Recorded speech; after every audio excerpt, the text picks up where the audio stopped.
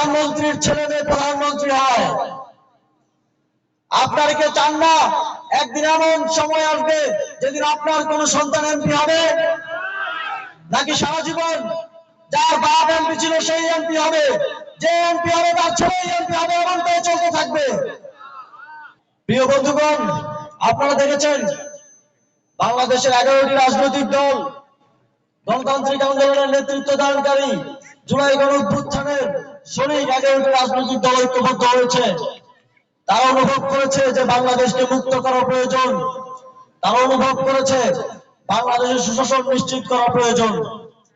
এই ঐক্যবদ্ধ বাংলাদেশ গড়তে গিয়ে আপনাদের সকলের প্রিয় অধ্যাপক মাওলানা ইকবাল হোসেন, যিনি দীর্ঘদিন ধরে আপনাদের দ্বারা গিয়েছেন, আপনাদের জন্য কাজ করেছেন, তাকে ত্যাগ স্বীকার করতে হয়েছে। আরো 9টি দলের যারা প্রার্থী ছিলেন সকলকে ত্যাগ স্বীকার করতে হয়েছে। এ গ্রেড ক্লিংকারের কনফিডেন্স সিমেন্ট বাংলাদেশের হৃদয় জুড়ে। সারা দেশে শত শত প্রার্থীকে ত্যাগ স্বীকার করে এক কাতারে এসে দাঁড়াতে হয়েছে। সবাই ত্যাগ স্বীকার করেছে। এই সামনে যারা আছেন আপনাদের জন্য 12 তারিখ যদি আপনারা 11 দলীয় সারা দেশে যে জনপ্রার্থী আছে, আপনাদের আসনে সার্জিস আলম আছেন, শাপলাকলি আছে, তাকে বিজয়ী করেন, তাহলে আমাদের সকল ভাইদের এই ত্যাগ যথাযথ মূল্যায়ন পাবে ইনশাআল্লাহ। আমরা দেখি এই দেশে গত 54 বছর ধরে শুধু কমিশনারের ছেলে কমিশনার হয়, চেয়ারম্যানের ছেলে চেয়ারম্যান হয়, এমপির মন্ত্রীর ছেলে এমপি মন্ত্রী হয়, প্রধানমন্ত্রীর ছেলে মেয়ে প্রধানমন্ত্রী হয়। আপনারা কি চান না একদিন এমন সময় আসবে যেদিন আপনার কোন সন্তান এমপি হবে? নাকি সারা জীবন যার বাপ এমপি ছিল সেই এমপি হবে, যে এমপি হবে তার ছেলেই এমপি হবে, এমনটাই চলতে থাকবে? আমরা চাই আগামীর বাংলাদেশে একজন কৃষকের ছেলে, একজন মুদি দোকানদারের ছেলে, একজন রিকশাওয়ালার ছেলেও এমপি হবে।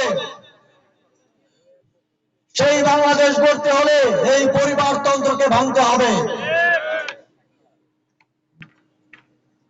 সংগ্রামী বন্ধুগণ, এই পরিবারতন্ত্র ভাঙতে হলে 12ই ফেব্রুয়ারি আমাদের সকলকে বাংলাদেশের 1 নম্বর আসনে শাপলাকলিকে বিজয়ী করে আনতে হবে। শাপলাকলিতে ভোট দিলে আমরা নিশ্চিত করে বলতে পারি এই পঞ্চগড়ে আপনাদের থেকে আর কেউ চাঁদাবাজি করতে পারবে না। শাপলাকলিতে ভোট দিলে এই পঞ্চগড়ের কাউকে ঘুষ দিয়ে মামা চাচার পরিচয় আর চাকরি পেতে হবে না। শাপলাকলিতে ভোট দিলে আপনাদের প্রত্যেকের ঘরে ঘরে অন্তত একজনের কর্মসংস্থান নিশ্চিত করা হবে। শাপলাকলিতে ভোট দিলে আপনাদেরকে চিকিৎসার জন্য অনেক দূরে যেতে হয়। চিকিৎসার অভাবে আর কাউকে জীবন হারাতে হবে না। শাপলাকলিতে ভোট দিলে আগামীর বাংলাদেশ হবে ন্যায় ও ইনসাফের বাংলাদেশ। আমরা জানি বিগত 3টি নির্বাচনে আপনারা ভালো মতো ভোট দিতে পারেন নাই।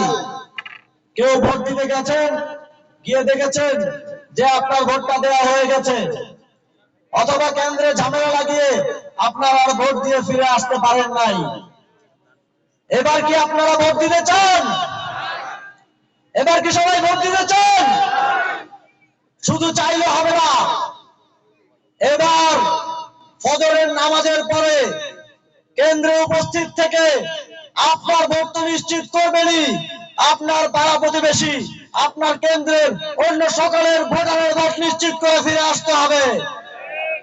11 দলীয় জোটের সকল নেতাকর্মীকে ফলাফল ঘোষণা হওয়া পর্যন্ত বিজয় ছাড়া ফিরে আসা যাবে না।